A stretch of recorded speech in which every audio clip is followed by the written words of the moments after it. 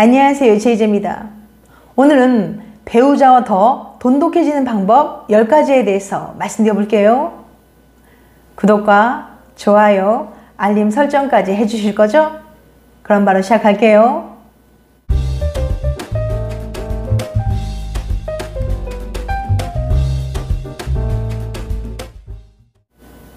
새해를 맞이해 주변인들과의 관계 개선과 회복을 위해 노력하는 것으로 더 나은 한 해가 되길 기대해 볼 수 있습니다.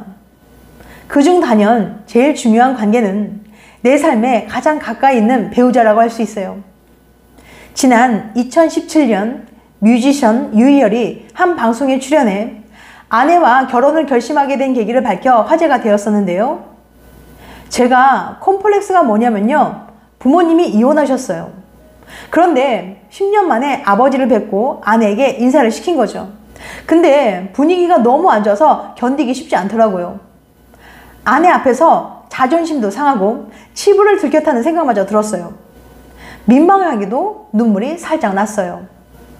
근데 아내가 저를 다독여주면서 한마디 하더라고요. 행복해지려고 오빠를 만나는 게 아니야.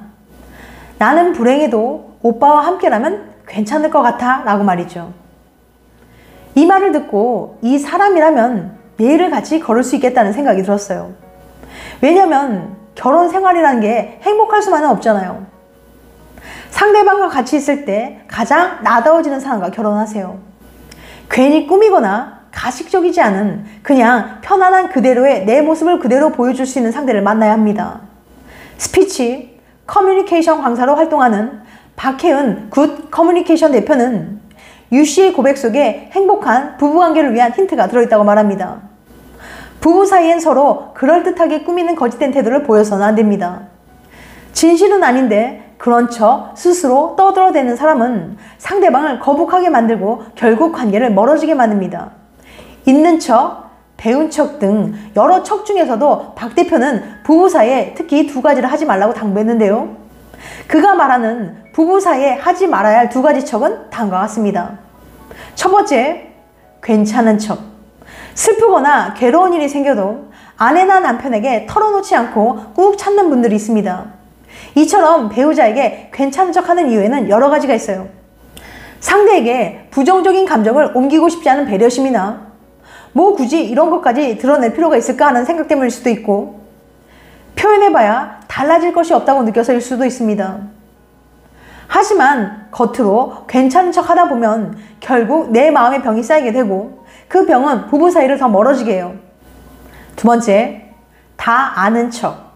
괜찮은 척과 더불어 주의할 것은 다 아는 척입니다. 다 아는 척은 상대방과의 대화 기회 자체를 차단해버리죠. 건강한 부부관계를 유지하기 위해서는 상대를 다 안다는 마음을 버리고 배우자의 감정과 생각에 귀를 기울여야 합니다.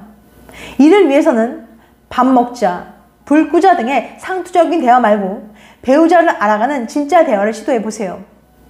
배우자가 오늘 일터에서 무슨 일을 겪었었는지, 그로 인해 어떤 감정을 느꼈는지 물어봐 주는 거예요. 이처럼 건강하게 목소리를 내는 것은 부부 사이에 있어 무엇보다 중요합니다. 그럼 어떻게 하면 배우자와 더 돈독해질 수 있을까요?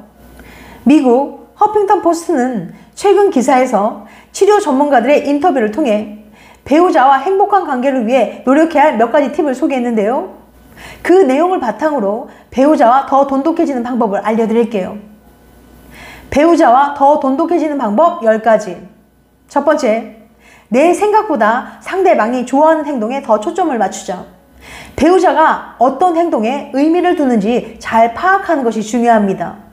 시간이 지남에 따라 배우자가 좋아하는 행동이 바뀔 수 있으므로 이를 위한 지속적인 소통은 필수예요. 배우자의 니즈를 자세하게 알아둘수록 좋습니다. 두 번째, 말만 앞서는 사람이 되지 않아야 한다. 예컨대 본인이 장을 봐오기로 말해놨다면 배우자가 시키기 이전에 먼저 그 말을 지켜줘야 합니다. 관계 지속을 위해선 한결같고 일관된 모습을 유지해야 돼요. 한국에도 행동은 말보다 더 큰 소리로 말한다는 속담도 있잖아요. 세 번째, 나 자신을 위해서도 충분한 시간을 쏟아야 한다. 이는 절대로 이기적인 것이 아닙니다. 오히려 배우자에게도 이득이 됩니다. 나 자신만의 힐링 방법을 찾아내 충전을 해야 배우자에게도 더 잘할 수 있게 돼요. 네 번째, 작은 일에 연연하지 말고 잊을 건 잊자. 24시간 7일을 함께 생활한다는 건 결코 쉬운 일이 아닙니다. 하물며 서랍장을 열어놓는 것과 같이 작은 일에도 화가 날 때도 있죠. 그럴 땐 잠시 나 자신이 사소한 일을 너무 크게 생각하고 있는 건 아닌지 돌아봐야 합니다. 한번 쉬어갈 줄 알게 된다면 배우자와 더 행복한 대화를 나눌 수 있을 거예요. 다섯 번째, 잠시 전자기기를 꺼두고 배우자에게 관심과 집중을 해보는 건 어떨까?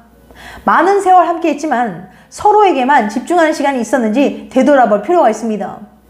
함께 소파에 앉아있지만 혼자 영화에만 집중했거나 핸드폰만 들여다본다던가 이메일에 답장에만 신경쓰기 바빴을 수 있어요.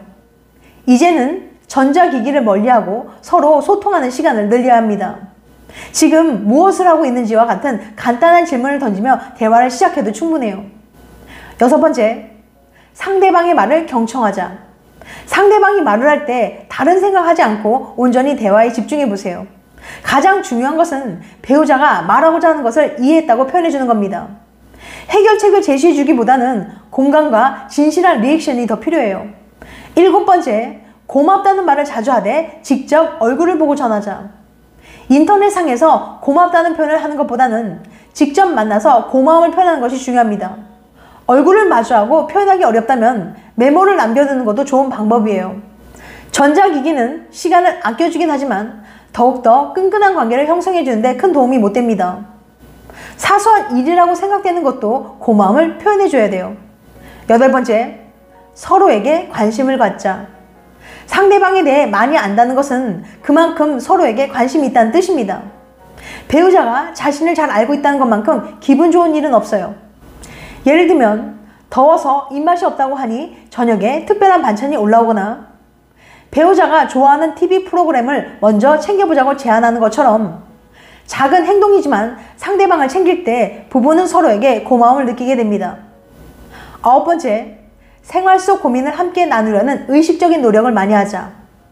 부부 사이에 정서적 교류로 다가가기가 있습니다. 명절을 앞두고 추석 때 일할 생각하니 답답하네라고 말할 때 내가 운전할 테니 가는 동안이라도 쉬어라고 제안하며 다가가기를 실천할 수 있어요. 매일 붙어 사는 부부일수록 생활 속에서 있는 힘든 일을 쉽게 해결할 때 서로에게 더 돈독함을 느낄 수 있습니다. 열 번째, 상대방의 의견을 무시하지 않고 받아들이자. 통계적으로 볼 때 남편이 독단적일 경우 약 80%가 파국을 맞는다고 합니다. 아내의 말을 한쪽 귀로 듣고 다른 귀로 흘려보낸다거나 아내보다 부모님의 의견을 우선하는 경우 혹은 집안의 모든 결정을 혼자 내린다면 부부 사이는 점점 나빠집니다. 작은 일이라도 아내의 의견에 귀를 기울이고 함께 의사결정을 하도록 노력해야 합니다.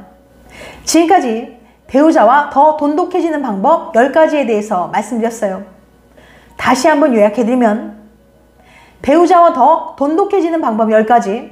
첫 번째, 내 생각보다 상대방이 좋아하는 행동에 더 초점을 맞추자. 두 번째, 말만 앞서는 사람이 되지 않아야 한다. 세 번째, 나 자신을 위해서도 충분한 시간을 쏟아야 한다. 네 번째, 작은 일에 연연하지 말고 잊을 건 잊자. 다섯 번째, 잠시 전자기기를 꺼두고 배우자에게 관심과 집중을 해보는 건 어떨까? 여섯 번째, 상대방의 말을 경청하자. 일곱 번째, 고맙다는 말을 자주 하되 직접 얼굴을 보고 전하자. 여덟 번째, 서로에게 관심을 갖자. 아홉 번째, 생활 속 고민을 함께 나누려는 의식적인 노력을 많이 하자. 열 번째, 상대방의 의견을 무시하지 않고 받아들이자. 다음엔 더 재밌고 유익한 영상으로 찾아뵐게요. 끝까지 시청해줘서 감사합니다. 다음에 또 봬요. 안녕.